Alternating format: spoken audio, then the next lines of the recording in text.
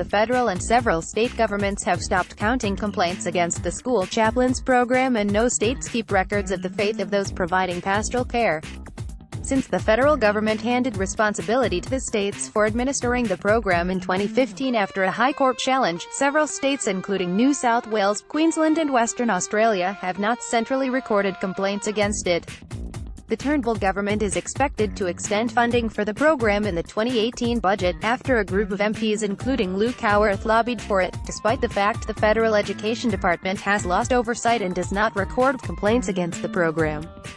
The program is controversial because in 2014 the Abbott government specified that chaplains could not be secular social workers and must be ordained religious people. Although chaplains are not allowed to proselytize, nothing prevents them speaking about their faith, and some religious organizations such as the Anglican Church of Noosa openly acknowledge that chaplains refer students and their families to church. Before 2015, complaints against the chaplains program were reported in Senate estimates, along with a breakdown of the faiths of the pastoral care workers. But the High Court ruled in 2014 that the Commonwealth could not fund the program directly, which meant the Commonwealth instead provided grants to state and territory governments to administer it. But after states gained responsibility in 2015, education departments adopted different approaches, with Victoria and the Australian Capital Territory recording complaints centrally and others imposing no such requirement on schools. A spokesman for the NSW Education Department said the department encouraged parents and students to raise issues locally, where they can be resolved by someone who has sufficient knowledge and authority to decide what should happen as a result of the complaint. Records relating to these complaints are generally held locally, and the department does not have a mechanism to report on the total number of complaints made in relation to the program in 2014, 2015, 2016 and 2017, he said. Western Australia and Queensland also do not centrally record complaints.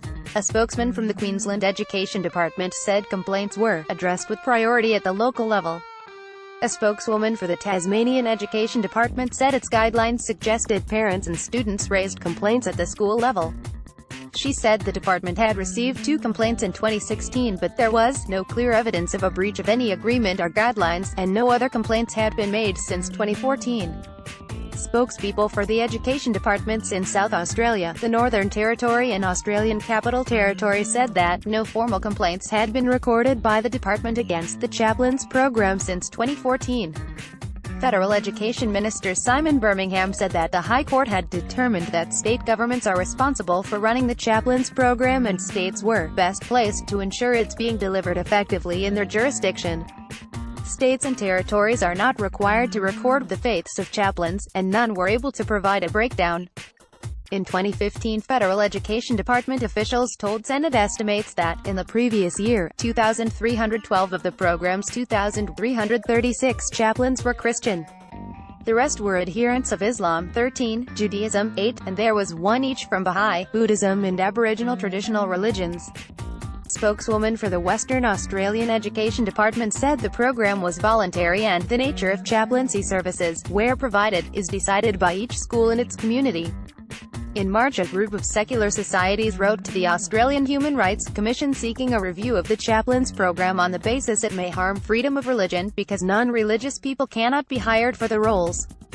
In 2015 consultation report, the Commission reported that complaints had been raised about the chaplains program at almost all of its public meetings. It said while the program varied between schools, many people raised the implications of government paying religious organizations to provide chaplaincy services in public schools that would otherwise be provided free at a place of worship. The Commission's president, Rosalind Croucher, who is also sitting on Philip Ruddock's Religious Freedom Review panel, told Guardian Australia it did not propose to conduct an inquiry into the chaplains program. "We are hopeful that the Religious Freedom Review might be a catalyst for more discussion of the issue," she said. The Commission exercises its inquiry function sparingly and within the limits of its available resources. Guardian Australia understands that Labor is likely to retain the chaplains program but return the ability to hire non-religious people to provide pastoral care, as was allowed under the last Labor government.